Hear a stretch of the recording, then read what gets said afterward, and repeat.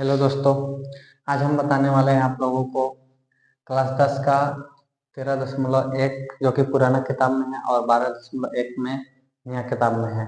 इसका प्रश्न संख्या 6 है। देखिए, इस प्रश्न को हम एकदम आसानी से हल करेंगे, बहुत बढ़िया लगेगा आप लोगों को। तो आइए हम शुरू करते हैं। देखिए यहाँ पे क्वेश्चन क्या कहता है। क्वेश्चन कहता है कि दवा का एक कैप्सूल जानते हैं ना किस तरह से रहता है, कैसा है। देखिए एक बेलन के आकार का है, दवा है और वो कैप्सूल जो है एक बेलन के आकार का है। इस तरह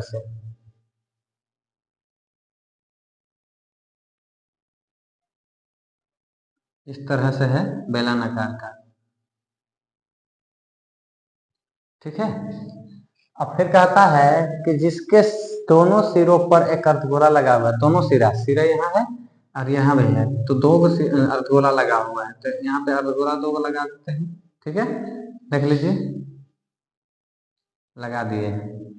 अब फिर कहता है कि पूरे कैप्सूल की लंबाई 14 mm। पूरा कैप्सूल का लंबाई कितना है? पूरा एकदम पूरा ये कैप्सूल बन गया, तो ये कैप्सूल का जो लंबाई है वो 14 mm है। 14 mm है, ठीक है। और कहता है कि उसका व्यास 5 mm है। व्यास देखिए, व्यास यहां से यहां पूरा हो जाएगा, तो ये कितना mm है? 5 mm है। तो इधर जब 5 mm है तो इधर हो 5 mm हो जाएगा, ठीक है। उसके बाद कहता है कि इसका पृष्ठ क्षेत्रफल ज्ञात करें, ठीक है। तो लिखेंगे हम भी यहाँ पे हल में, और जो जो दिया है उसको लिख देते हैं हल। देखिए तो सबसे पहले कैप्सूल की लंबाई दिया है, कैप्सूल की लंबाई बराबर 14 mm, ठीक है। उसके बाद व्यास दिया है, व्यास बराबर 5 mm। तो व्यास को हम त्रिज्या में चेंज करेंगे, तो यहाँ पे लिखेंगे त्रिज्या बराबर 5/, में त्रिज्या में है मतलब इसको भाग कर देंगे तो 5/2 हो जाएगा, ठीक है। अब देखिए सबसे पहले हमको क्या करना है, यहाँ पे है क्या क्या उसको देखना है, रटना नहीं है। यहाँ पे है क्या क्या उसको देखना है। तो सबसे पहले ये देखिए दो अर्धगोला है, ठीक है। और अर्धगोले का क्षेत्रफल क्या होता है? 2πr²। और बेलन का, तो बेलन का होता है 2πrh, ठीक है। अब देखिए यहाँ पे सबसे पहले हम लिखेंगे कि इसका पृष्ठ क्षेत्रफल, यानी किसका? तो कैप्सूल का। तो यहाँ पे लिखेंगे कैप्सूल का पृष्ठ क्षेत्रफल, कैप्सूल का पृष्ठीय क्षेत्रफल, ठीक है, बराबर। अब यहाँ पर है क्या क्या उसको देखिए। तो एक बेलन है, तो बेलन का वक्र पृष्ठ क्षेत्रफल लिख देते हैं, बेलन का वक्र पृष्ठीय क्षेत्रफल। अब देखिए जोड़ देना है, क्यों? क्योंकि यहाँ पे दो गो अर्धगोला है, तो लिखेंगे दो अर्धगोले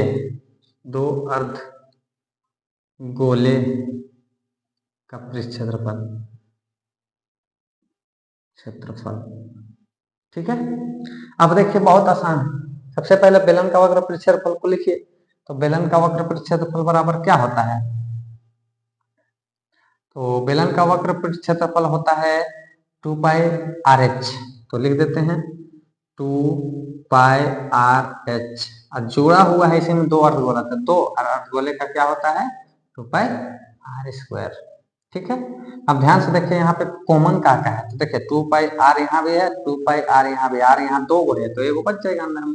तो कॉमन निकाल देते हैं 2πr। बच क्या गया यहाँ पे? h। और यहाँ क्या बच गया?